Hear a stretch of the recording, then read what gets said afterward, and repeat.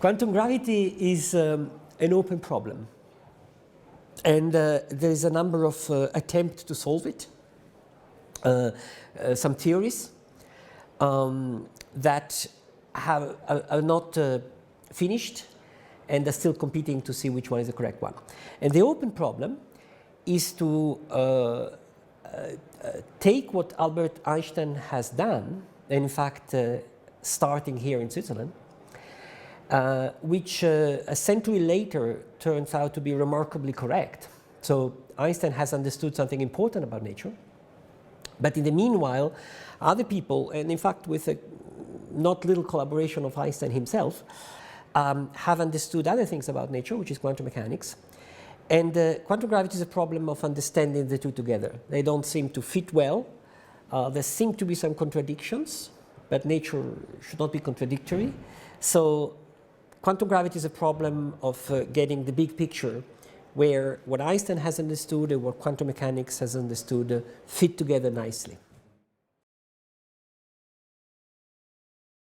The forum is about optimism, and optimism is good, of course, but I try to deliver a message about the risk of excessive optimism or silly optimism, which would be to disregard the threats that humanity is facing right now.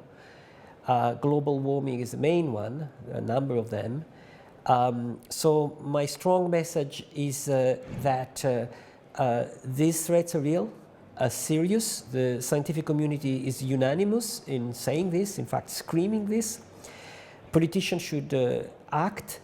The civil society should push politicians in that direction, and acting means collaborating. These are threats to humanity as a whole, global warming, other ecological threats, war, and we can only solve them if humanity works together, collaborating, not just competing. So it's essential, I think, that to be optimist today should mean to be willing to solve the real problems, and that means to put common interest of humanity ahead of national interest, group interest, personal interest, and work together.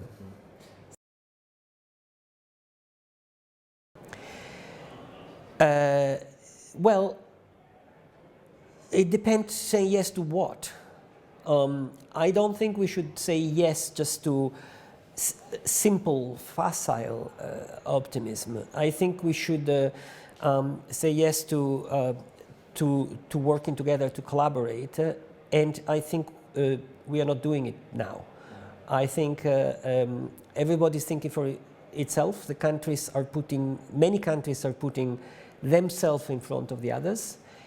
Competition is prevailing over collaboration, and I think this is a recipe for disasters.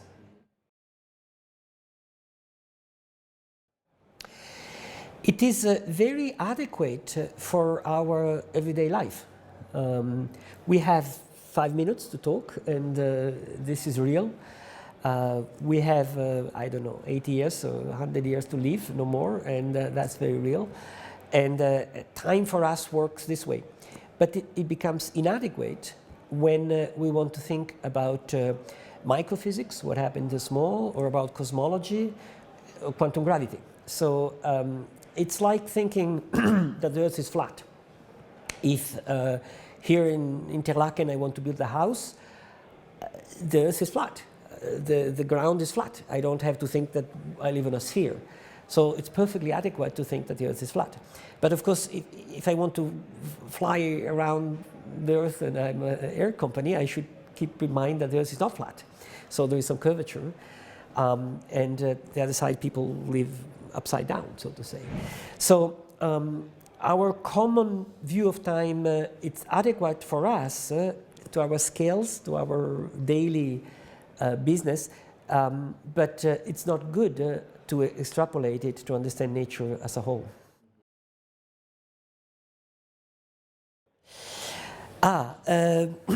Well, let me go step by step. Travel in time is what we do every day. We just move up in time. Travel faster in time, jump to the future, is certainly possible. We're sure about that. It's just a matter of money. If I could build a very powerful starship and go very fast somewhere near a black hole maybe and come back, I can come back in the distant future.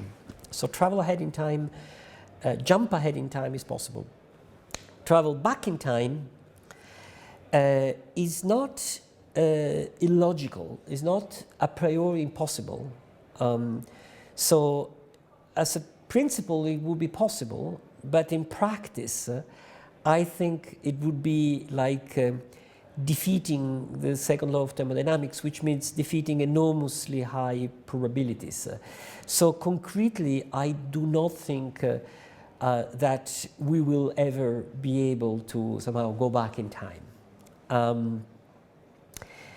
Once again, not because there is something in time that prevents that a priori, but it's because the very sense of flowing time and going ahead is due to the extreme improbability of certain events, and including the extreme improbability of being in the past, sort of having memory of the future. Well, if it is possible to travel back in time, it's going to be impossible to undo what has been done. Traveling back in time, it means that at some time there is somebody who remembers having been in the future. But the full history of the universe is what it is. There is only one history of the universe. So it might be possible that you and I today remember the past. So in this sense, we are moving up in time and we anticipate the future. In principle, it would be possible that at some point in the future it happened that somebody remember you now. So it's like you going back to the past. But you cannot have something and the opposite of something. So the possibility that you are born from your father and also you have killed your father in the past, that's impossible.